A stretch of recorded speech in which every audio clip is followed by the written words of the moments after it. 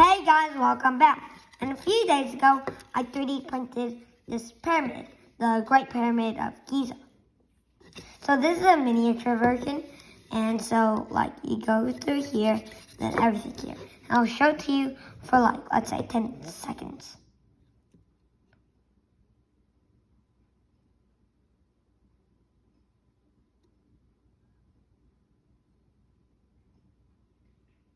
Okay, so that was about 10 seconds. You could have paused it if you want.